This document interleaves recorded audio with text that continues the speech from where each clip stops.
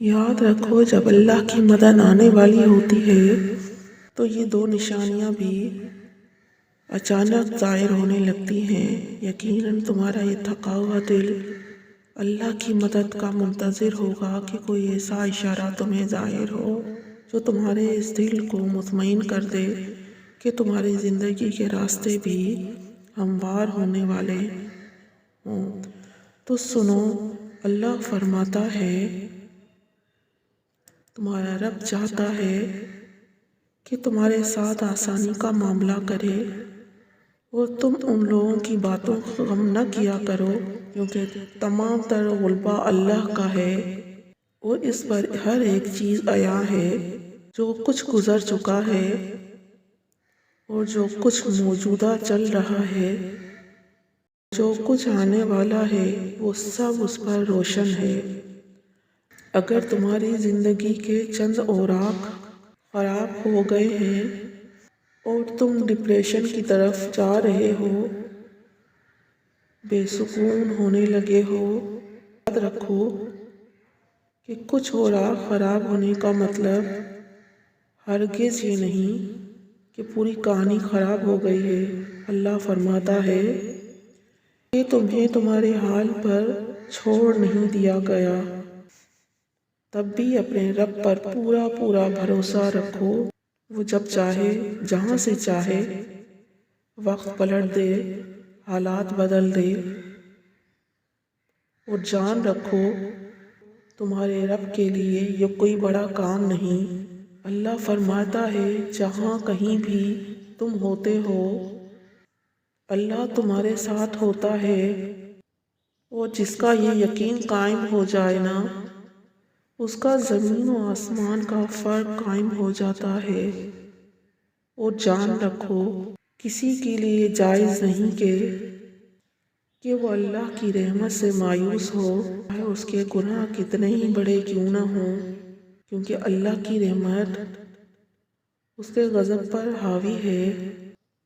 نبی کریم صلی اللہ علیہ وآلہ وسلم نے فرمایا، تم میں سے ہر ایک اپنی ساری حاجتیں اور ضرورتیں اپنے رب سے مانگیں، یہاں تک کہ جوتے کا تسمہ بھی اگر ٹوٹ جائے تو اسے اپنے اللہ سے مانگو۔ یاد رکھو، لہروں کے ساتھ لاشیں بہا کرتی ہیں، تیراک نہیں۔ میرا رب فرماتا ہے، جن لوگوں نے اللہ کو چھوڑ کر دوسرے لوگوں کو اپنا مددگار بنا رکھا ہے اور ان سے امیدیں جوڑ رکھی ہیں، اس کی مثال اس مکڑی جیسی ہے۔ وہ بھی ایک گھر بناتی ہے، مگر سب سے کمزور گھر اس مکڑی کا ہوتا ہے۔ کاش کہ تم جانتے کہ اللہ کی مشیت ساری مشیتوں پر غالب ہے۔ اس رب نے جو چیزیں تمہارے لیے بنائی ہیں، وہ خود تمہیں تلاش کر رہی ہیں۔ یقین رکھنا وہ تمہیں مل کر رہیں گی، لیکن اصل میں تم نے اپنی زندگی کے سکون کے لیے ہر وہ چیز تلاش کر کے خریدی جس کو تم نے ضروری سمجھا لیکن نہ تلاش کیا۔ تو اللہ کا فضل، اگر اللہ کی مدد چاہتے ہو نا تو اللہ کی امان ڈھونڈو، جہاں تمہارے لیے راحتوں کا سامان ہے۔ تم اگر اللہ کی طرف چل کر آؤ گے تو وہ تمہاری طرف دوڑ کر آئے گا۔ تم اللہ کو یاد رکھو گے تو وہ تمہیں یاد رکھے گا، لیکن اگر تم اللہ سے بے پرواہ ہو کر کسی اور سے مدد کی امید لگاتے ہو تو اپنا ہی نقصان کر بیٹھو گے، کیونکہ اللہ فرماتا ہے کہ یہ دنیاوی آسرے تمہارے کسی کام نہ آئیں گے۔ تمہارا رب ہی مسبب الاسباب ہے، اسباب کا پابند نہیں، اسباب اس کے محتاج ہیں۔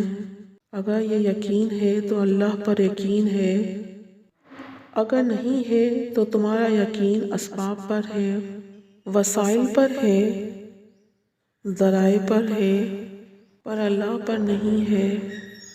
پر تم جان رکھو کہ کہ تم حقیقی طور پر اپنی زندگی میں کامیاب تبھی ہوگے جب تم اپنے دل میں ایک بڑی جگہ اللہ کو دو گے اور اس پر گہرا یقین رکھو گے تو اللہ بھی تمہارے لیے بہترین وسیلے بنا کر تمہاری مدد کا انتظام کرے گا۔ تم جانتے ہو اللہ کی مدد کے کچھ آثار ایسے بھی ہوتے ہیں، کبھی کبھی زندگی اس جگہ آ پہنچتی ہے کہ آگے کوئی راستہ نہیں اور واپسی کا تصور کوئی نہیں، پھر معجزے ہوتی دعاؤں سے اور پھر کن فیکون سے تقدیر بدل جاتی ہے۔ بس صبر اور اللہ پہ بھروسہ ضروری ہے۔ یقیناً میرا رب میرے ساتھ ہے، وہ ضرور مجھے راستہ دکھائے گا، اور اللہ نے چاہا تو وہ بھی حاصل ہوگا جو اللہ حاصل رہا اب تک۔ اللہ ہمیں کبھی ایسی مشکل میں نہیں ڈالتا جس سے ہم نکل نہ سکیں، ہمیشہ کوئی نہ کوئی راستہ ضرور ہوتا ہے۔ دعا کریں وہ راستہ آپ کو نظر آ جائے۔ تمہاری تکلیف ایک بوند کی طرح ہے اور رب کی تم سے محبت ٹھاٹے مارتے ہوئے سمندر کی مانند۔ تمہارے مسئلے بہت چھوٹے ہیں، رب کا جلال اور اس کی عنایت نہ ختم ہونے والی۔